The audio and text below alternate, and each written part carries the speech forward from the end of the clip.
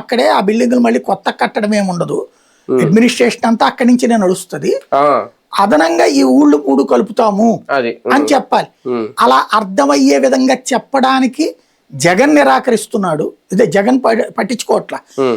నేను అన్నాను మావిగన్ అన్నగానే సపోర్ట్ కొట్టారు, 100% దానికి మద్దతు పలికారని వాళ్ళు చెప్పుకుంటున్నారు.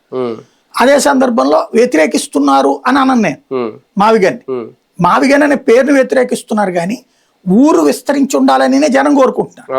కానీ జగన్ వస్తే అక్కడ ఉన్నది మళ్ళీ నాశనం చేసి అట్లా వదిలేసేసి మళ్ళీ కొత్త కడతాడేమో అన్న భయం అయితే ఉంది.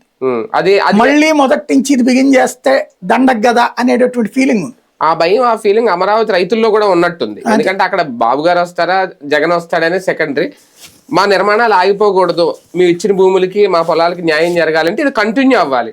ఆ కంటిన్యూ చేస్తామనేది అక్కడ ఈగో ప్రాబ్లమా ఎందుకు, లేదంటే అమరావతికి నేను వ్యతిరేకిని అని ఆయనే చెప్పేసుకుంటున్నారా జగన్? ఇక్కడ తన సమస్య ఇవాళ గురించి ఆలోచించట్లేదు.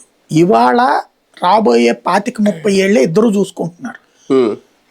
చంద్రబాబు ఏంటి, తన తర్వాత లోకేష్ తర్వాత లోకేష్ వాళ్ళ అబ్బాయి తర్వాత వాళ్ళ అబ్బాయి దాకా కూడా అమరావతి అట్లా కడతనే ఉంటారు. మా తాత చేశాడు, ఇది మా నాన్న చేశాడు, నేను దాన్ని పెంచుతున్నా, మా తాతయ్య బిగిన్ చేశాడు, మా నాన్న చేశాడు, మళ్ళీ నేను పెంచుతున్నా, మళ్ళీ వాళ్ళ ముదిమానవుడు వచ్చి మా ముత్తాత చేశాడు, మా నాన్న